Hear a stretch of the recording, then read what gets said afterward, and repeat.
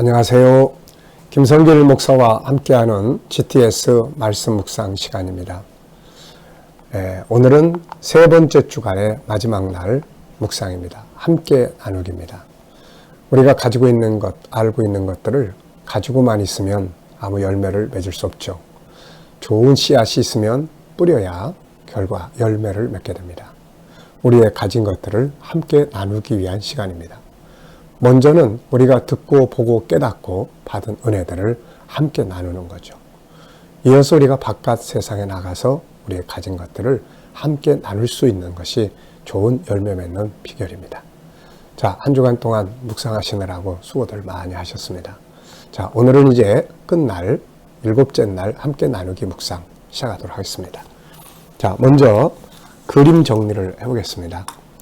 앞에서는 여러 가지 그런 심판의 그림들, 고통스러운 그림들이 많이 나왔는데요.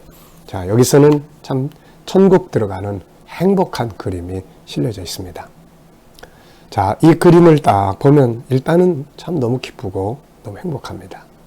너무 감사하고 또 성도들의 행복, 이젠 다 끝났었고 고통과 괴로움도 눈물의 시간도 다 끝났습니다. 참 그날에 대한 소망을 갖게 하는 바로 그런 그림이에요. 참 기쁘고 행복하다. 네, 이런 느낌을 적어봅니다. 자, 그 다음에는 이제 그림 속의 내용물들을 한번 쭉 보면요. 먼저 이게 아마 거룩한 성 새 예루살렘의 그림이 아닌가 싶어요. 또 그 성벽이 있고 또 성문들이 있고 천사들이 그 앞에서 아주 이렇게 환영하는 장면이 있고 또 예수님과 함께 들어가는 그 성도들의 모습이 있습니다. 길 좌우에 아주 멋진 그런 환경들이 쫙 펼쳐지고 있는 것 같습니다. 자, 이 중에서 또 보이지 않는 부분들이 있죠. 우선 가장 중요한 것은 성 안에 계시는 하나님의 보좌가 있을 것 같고요. 또 생명수 강과 열매들, 성도들의 기업들, 보이지 않지만 그런 것들이 쫙 펼쳐져 있을 겁니다. 그리고 기쁨, 즐거움, 영생, 상급, 성도들의 영원한 행복이 이 안에서 이제 이루어지게 되는 것이죠. 자, 세 번째, 그림에서 가장 중요한 것은 무엇인가요? 성에 들어갈 수 있는 자격을 갖추는 것인데 그것은 바로 예수 그리스도를 구세주로 믿는 일입니다. 자, 네 번째입니다. 그림을 보고 떠오르는 이야기나 사람, 성경 적어보기예요. 이 그림을 보면서 무엇이 떠오르시나요? 저는 계시록 21장, 22장 새 하늘과 새 땅이 딱 떠오릅니다. 그리고 하늘의 도성, 새 예루살렘 성. 그러면서도 또 모스크바에 우리가 가보신 분들은 크레물린 성이 있습니다. 그 안에는 오래된 이제 정교의 성전들이 있죠. 지붕은 다 정금으로 만들어진 성전들입니다. 참 멋진 성이에요. 그걸 딱 보면서 하늘의 예루살렘, 생명수 강가에 둘러싸여 있는 그런 하늘의 도성을 거기 갈 때마다 생각을 많이 해보곤 했죠. 그리고 이제 창세기 2장의 내용도 생각이 나요. 창세기 2장은 천국운동이 이제 처음 출발하는 내용이죠. 에덴 동산. 에덴 동산으로부터 천국의 운동이 쭉 진행되고 또 계속 진행되다가 마침내 계시록 21장에 이렇게 하나님 나라가 임하고 그곳에 들어가게 되는 거죠. 너무 행복한 그림입니다. 이 날이 빨리 와야 되겠죠. 네. 자, 상상해서 그려보기입니다. 가운데 그림을 놓고 그리고 앞부분에 그림 한번 상상해 본다면 이 땅에서 받는 성도들의 삶에 대한 모습을 그려볼 수 있을 것 같아요. 환난과 핍박과 어려움 속에서도 믿음을 지키는 그런 모습. 그리고 현재, 그리고 다음에 그림을 그린다면 이제 영원토록 자기 기업을 누리는 성도들의 그런 영광스러운 모습을 그려볼 수 있을 것 같습니다. 여러분, 오늘 우리들의 삶이 힘들고 피곤하고 어렵고 해도 잘 참고 견디고 승리해야 될 이유는 바로 이 날이 있기 때문입니다. 자, 오늘도 우리 본문 말씀을 한번 다 같이 읽어보죠. 이제 오늘은 암송하는 날입니다. 구주는 1514입니다. 한번 쭉 내용을 좀 기억하시면서 오늘 살펴보겠습니다. 바벨론아 내 영혼이 탐하던 과실이 내게서 떠났으며 맛있는 것들과 빛난 것들이 다 없어졌으니 사람들이 결코 이것들을 다시 보지 못하리로다. 바벨론으로 말미암아 치부하니 상품의 상인들이 그의 고통을 무서워하여 멀리 서서 울고 애통하여 이르되 화이또다 화이또다 큰 성이여 세마포 옷과 자주 옷과 붉은 옷을 입고 금과 보석과 진주로 꾸민 것인데 그러한 부가 한 시간에 망하였도다. 모든 선장과 각처를 다니는 선객들과 선원들과 바다에서 일하는 자들이 멀리 서서 그가 불타는 연기를 보고 외쳐 이르되 이 큰 성과 같은 성이 어디 있느냐 하며 티끌을 자기 머리에 뿌리고 울며 애통하여 외쳐 이르되 화이또다 화이또다 이 큰 성이여 바다에서 배부리는 모든 자들이 너의 보배로운 상품으로 치부하였더니 한 시간에 망하였더라. 하늘과 성도들과 사도들과 선지자들아 그로 말미암아 즐거워하라. 하나님이 너희를 위하여 그에게 심판을 행하셨음이라 하더라. 이에 한 힘센 천사가 큰 맷돌 같은 돌을 들어 바다에 던져 이르되 큰 성 바벨론이 이같이 비참하게 던져도 결코 다시 보이지 아니하리로다. 또 검은 고 타는 자와 풍류하는 자와 퉁소 부는 자와 나팔 부는 자들의 소리가 결코 다시 내 안에서 들리지 아니하고 어떠한 세공업자든지 결코 다시 내 안에서 보이지 아니하고 또 맷돌 소리가 결코 다시 내 안에서 들리지 아니하고 등불빛이 결코 다시 내 안에서 비치지 아니하고 신랑과 신부의 음성이 결코 다시 내 안에서 들리지 아니하리로다. 너의 상인들은 땅의 왕족들이라 내 복술로 말미암아 만국이 미혹되었도다. 선지자들과 성도들과 및 땅 위에서 죽임을 당한 모든 자의 피가 그 성중에서 발견되었느니라 하더라. 아멘. 자, 어제와 오늘 감사한 일 적어보시기 바랍니다. 어제 감사한 일들 쭉 적어보시고요. 오늘 감사한 일도 쭉 시작하면서 적어보시기 바랍니다. 자, 1번입니다. 오늘 함께 나눌 내용들 본문 전체에서 긍정적인 부분 찾아서 나누기. 자, 우리가 사는 세상은 항상 부정적인 면과 긍정적인 면이 같이 작동을 하죠. 이 부분에서 우리가 항상 훈련해야 될 것은 부정적인 면을 보는 것보다 항상 긍정적인 부분을 보는, 희망적 부분을 보는 그런 눈을 가지고 살아야 합니다. 그래서 이 훈련을 하는 거예요. 자, 본문을 보면은 전체를 보면 희망적인 내용, 정말 긍정적인 부분이 무엇이 있을까요? 저는 세 가지를 적어봤습니다. 하나는 죄악된 세상이 심판받는 것. 네, 이거는 긍정적 부분이 있죠. 죄악이 영원히 살아있으면 안 되잖아요. 두 번째는 성도들과 선지자들과 사도들을 기뻐하라고 외치는데 성도들의 승리에 대한 내용이 아주 희망적이죠. 그리고 맨 마지막 절에 보면은 선지자들과 성도들과 땅 위에서 죽임을 당한 자들의 피가 보였어요. 순교의 피가 보입니다. 이것은 성도들의 이긴 자들의 모습을 보여줘요. 세상의 핍박과 환난 속에서도 믿음을 저버리지 않고 끝까지 지키고 승리한 자들의 모습을 보여주는 겁니다. 우리가 바로 이런 자들이 돼야 되겠죠. 두 번째입니다. 한 주간 묵상하면서 가장 기억에 남는 것이나 응용해 본 것은 무엇인가요? 우선 바벨론이 무너졌다는 것, 또 성도들의 기쁨, 또 천사들이 맷돌을 들어서 세상이 다시는 보이지 않을 것이라고 하는 것을 상징적으로 나타내주는 장면들입니다. 자, 본문의 내용을 설명해 보겠습니다. 설명하는 코너예요. 자, 바벨론의 아름다운 것들이 무너집니다. 그것을 본 상인들과 선장, 선객, 선원들이 애통함이 있었고 하늘의 성도들과 사도들, 선지자들은 기뻐하라는 외침이 있었습니다. 이어지는 천사의 맷돌 같은 돌을 던지는 모습이 나타나는데 이것은 다시는 지금까지 보던 세상의 것들이 보이지 않게 될 것을 의미하는 내용이죠.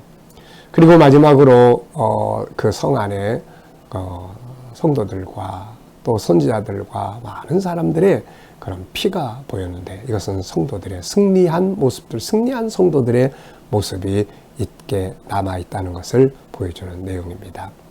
자, 이제 본문 암송해보는 시간입니다. GTS의 중요한 목적 세 가지. 첫째는 역동성, 둘째는 암송, 세 번째는 7가지 주제 사용인데요. 이 암송은 참 중요합니다. 하나님 말씀이 우리 안에 새겨져야 하니까요. 그래서 이 암송을 할 때는 항상 4가지 방법 중에 하나를 하시면 돼요. 문자 그대로를 외우는 것, 하나는 1514의 흐름을 외우는 것, 하나는 이야기로 만들어서 외우는 것, 하나는 그 중에서 중요한 구절 하나나 2개를 찾아서 외워두는 것입니다. 말씀이 내 안에 많이 기억이 되면 말씀이 살아서 역사하게 됩니다. 자, 우리가 문자 하나하나를 다 외우는 건 사실 쉽지 않아요. 그래서 저도 이제 내용의 흐름에다가 이야기도 붙이고 해서 내용을 항상 암송을 하는데, 그 정도 암송을 해보면 거의 다 암송을 하게 돼요. 자, 다 같이 한번 암송해 보겠습니다. 바벨론에 탐하던 것들이 다 떠나갔고 그 성에 맛있는 것들과 빛난 것들이 다 사라졌으니 이것들이 다시는 보이지 아니하리로다. 이 바벨론의 무너짐을 보고 이것들로 인하여 치부하던 상인들이 불타는 것을 보고 멀리 서서 애통하여 이르되 화이토다 화이토다 큰 성 바벨론이여, 또 붉은 옷과 자줏빛 옷과 보석과 진주로 꾸민 성인데 일시간에 한 시간에 망하였도다 하더라. 또 선장과 선객들과 선원들과 바다시라는 모든 자들이 그 성의 모습을 보고 울며 이르되, 또 자기들의 머리에 재를 뿌리며 이르되, 이 큰 성 바벨론과 같은 성이 어디에 있느냐? 이 큰 성이 일순간에 망하였도다. 그들로 인하여 치부하던 모든 것이 다 다시는 보지 못하리로다.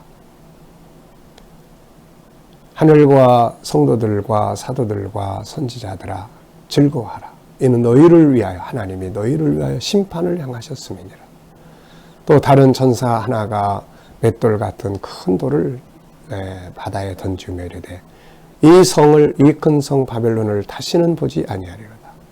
그 성 안에 검은 곳 타는 소리, 풍류의 소리, 또 퉁소 소리, 나팔 부는 자의 소리가 결코 다시 들리지 아니하며, 아무 세공업자들의 모습도 다시 보이지 아니하고, 또 맷돌 가는 소리도 결코 다시 들리지 아니하고, 등불도 다시 보이지 아니하고, 신랑과 신부의 음성도 다시 보지 못하리로다.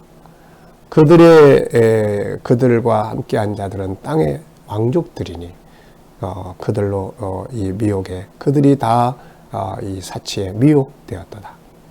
그 성 중에 성도들과 또 선지자들과 땅 위에서 죽은 모든 자들의 피가 보이는도다. 아멘.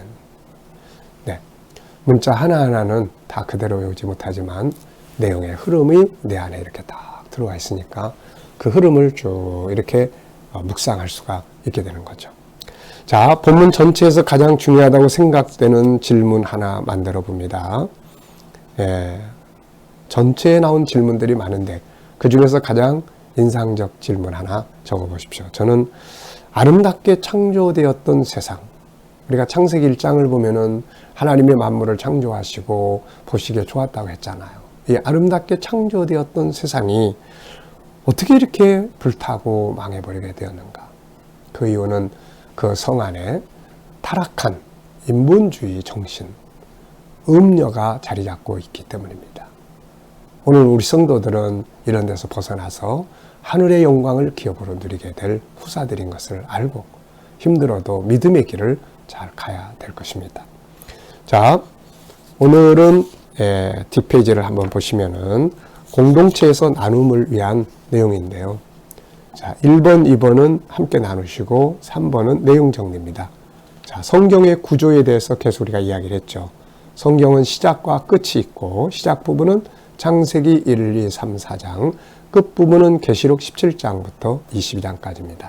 4장은 인본주의가 시작되는 내용인데 이것이 노아 홍수 심판을 거치고 바벨탑을 거쳐서 계시록 17장, 18장에서 마침내 심판받고 끝납니다. 그리고 이제 다음 시간부터 우리가 3장을 묵상하게 되는데 3장은 구원 계획의 시작이에요. 이것은 계시록 19장과 20장에서 예수님의 재림하심으로 적그리스도와 마귀를 잡아서 지옥에 던지심으로 끝납니다. 그리고 이제 창세기 2장인데 이것은 천국 운동의 시작이에요. 그래서 에덴 동산이 등장을 하죠. 이 내용은 계시록 21장, 22장에서 새하늘과 새 땅이 임함으로 완성이 됩니다. 이렇게 되면 창세기 1장의 천지 창조의 목적, 인간 창조의 목적이 완성이 되어 인간이 천국에서 영생하게 되는 것이죠. 이것이 성경의 구조입니다. 자, 7, 8월 묵상집은 우리가 창세기 1, 4장을 묵상했고 9월, 10월은 끝부분인 계시록 17장부터 22장을 묵상하게 됩니다. 자, 계시록 18장은 2주간 동안 묵상을 했고요. 이번 주간에는 우리가 음녀가 인본주의 풍습이 물들은 세상에 불타서 사라지는 장면, 그걸 보는 수많은 왕족들, 상인들, 선원들, 선장들의 모습을 보여주고 있습니다. 그리고 성도들, 하늘의 성도들은 기뻐하라고 외치는 소리가 들리고 승리했기 때문이죠. 천사가 큰 맷돌을 들어 바다에 던져버렸는데 이것은 타락한 세상이 다시는 보이지 않게 될 것을 나타내는 내용입니다. 우리가 사는 마지막 인본주의 세상은 점점 더 죄악 속에 깊이 빠져가고 있습니다. 이때 자기 영혼을 지키고 가족들과 자녀들의 영혼을 지킬 수 있도록 말씀과 성령에 더욱 충만해서 죄악된 인본주의 정신들을 이겨가야 할 것입니다. 그래야 그날의 심판의 자리에 있지 않고 영광과 승리의 상급의 자리에 있게 될 것이기 때문이죠. 계시록 17장부터를 쭉 읽다 보면은 한쪽은 멸망받을 자들의 편이 있고 한쪽은 하나님 나라 새하늘과 새 땅에 들어갈 또 부류가 있는 것을 볼 수가 있어요. 이것은 이미 창세기 4장에서 가인과 셋으로부터 이미 나눠지기 시작을 했던 거죠. 우리는 어느 쪽에 서 있기를 원합니까? 자, 오늘도 7째 날 주신 말씀 잘 기억하시고 오늘 또 모여서 예배드리는 모든 곳에 은혜가 충만하기 바랍니다. 자, 기도하고 마치겠습니다. 거룩하신 하나님, 한 주간 묵상 잘 할 수 있게 해주셔서 감사합니다. 늘 묵상과 함께 세상을 승리하게 하여 주시옵소서. 주님, 오늘도 또 주신 말씀들 잘 기억하며 승리하게 하시고 오늘 주님 앞에 예배드리는 곳곳마다 은혜 입혀 주옵소서. 오늘은 우리가 함께 나눔을 위한 기도를 드립니다. 대한민국 교회 전도대상 선교사 세계 모든 나라 내가 속한 공동체를 기억해 주시고 이 속에서 서로 나누며 사랑의 정신을 갖게 하시고 긍정적 눈, 협동과 겸손과 정직, 신뢰와 온유함, 용서와 약점을 담당해 주는 은혜들 있게 하시고 배려와 인내하기, 윈윈 정신을 가질 수 있게 하여 주옵소서.